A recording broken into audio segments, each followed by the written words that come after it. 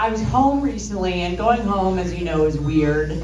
I haven't been home in a while, and my room has been repurposed into my dad's hobby room. And every time I come home, I have to like clear things, make room just for me to sleep like he's an elk hunter. So this time I had to take antlers off my bed. I've never known before what it feels like to be Kim Kardashian, but now I know what it's like to tell my dad nice rack.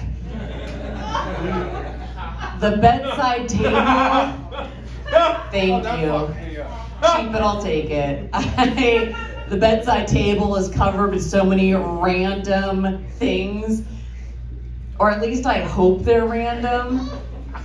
I really hope there's nothing purposeful about the zip ties. I don't want to think about it. I went home and my dad asked me to clean out our storage in the attic because I have a lot of boxes. When my mom kicked my siblings and I out a long time ago, she's like, we'll ask questions later. This is not the time. Good instincts. My mom kicked my siblings and I out many years ago.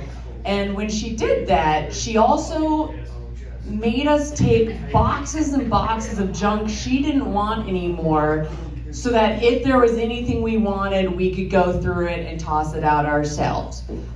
So I'm in the attic going for the first time through these box after box of Mother's Day cards we had given her and #1 mom awards we had given her. And my first thought was, oh, she kept these. And my second thought was, wait, no, she didn't.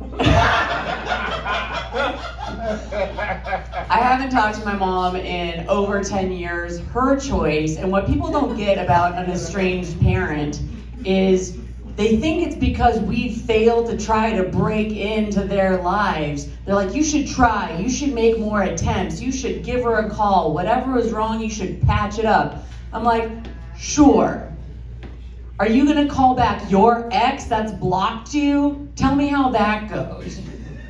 So I did try. I called my mom, I dialed her old number, and I was like, hey, do you wanna get back together? My stepmom is wonderful. She and I like to chat about my mom. And I don't know why it always slips into a tense where it sounds like she's dead. I'm like, you know, I gotta hand it to her. I really did admire her in many ways. I really looked up to her as a woman. And my stepmom will be like, she's not dead. I'm like, I know. What a shame. All right, this might be super esoteric, estranged parent material, but thank you, I appreciate it. There's nuggets in there that I know are good, and I just want to get to the nuggets. I'm like a kid with a Happy Meal. Screw the OJ, I just want to get to the nuggets. We think my mom is mentally ill, but we think that because, you know, then we can say, yeah, that she's crazy. Of course, you know, it's easier to say that than just be like, she didn't want it. I think that is a nice way to put it. And some people think it's mean to be calling her crazy. But in reality, I suspect postpartum depression had to do with it. Makes total sense. I'm like, I'd hate to lose me too. I try to warn my boyfriend sometimes. I'm like, honey, the last person who let me go went insane. I think mental illness, if we've learned anything from Kanye, is a nice way to cover up some other issues. It's not nice to call someone mentally ill who's not, except for when it is. Like, my siblings and I often will assume my dad is autistic, just to help cover up some of his social skills. He'll be like, vote for Trump. We're like, that's our special little guy. And that's not to say, I'm sorry, that's so hateful. That sounds so derogatory. That's like I'm saying you have to have something mentally wrong with you to be autistic. Thank you guys, I appreciate that. You got that. Oh, you're a smart part. you. So, bearing in mind lack of a female role model, when I was a kid, I lusted after pretty women just for the maternal comfort. I was going through these boxes and I found my old school notebooks from 2nd grade. I'm going on and on, page after page. My favorite thing today was to see Missy Simo. That's Mrs. Simon, my 2nd grade teacher. I'd given her a pet name. Missy Simo smiled at me today. It made my whole day brighter. Today, Missy Simo gave me a hug and I smelled her perfume. Makes me feel warm. I started to realize maybe I wasn't a straight A student after all. Maybe she just was like, get on to the next grade, get out of here. I thought I've been a gifted academic student this entire time. I skipped 1st grade. I thought it was because I was intelligent. I might have been a predator. I might have been hugging my kindergarten teacher a little too long. Just my hot little kindergarten breath in her ear, like, I was like, oh my God, I wonder if anyone else got passed up the ladder over and over, not because they deserved it, but because there were a problem no one wanted to deal with and didn't even realize it. I bet he didn't realize it.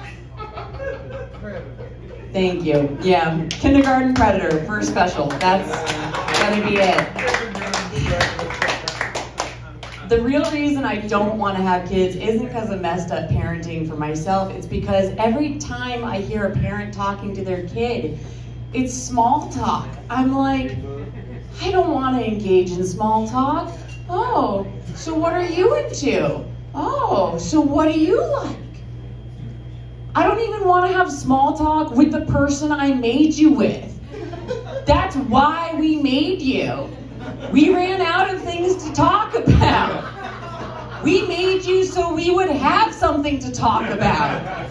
Or if you turned out weird, not talk about. I realize my parents aren't perfect. They weren't great communicators, but truly, there's really no difference between healthy parents and unhealthy parents. They're all gonna send you to therapy. The only difference is who's paying for it. I need a new therapist. I recently dropped my therapist, and she let me go so easily that now I need someone to talk to about how bad it made me feel. I'm like, you should have put up a little more of a fight.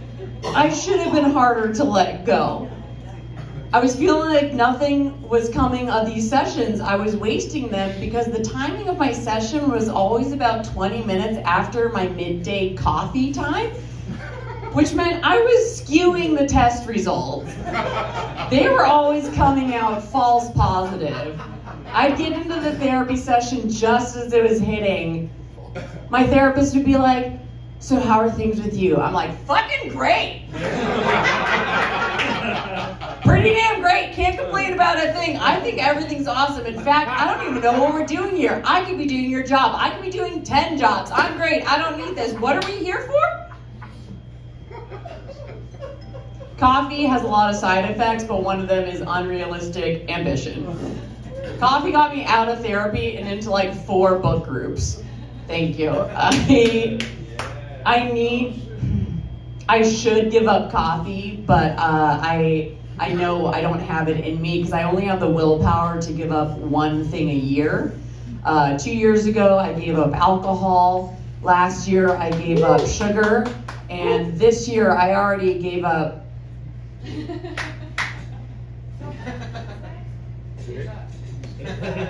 Bingo.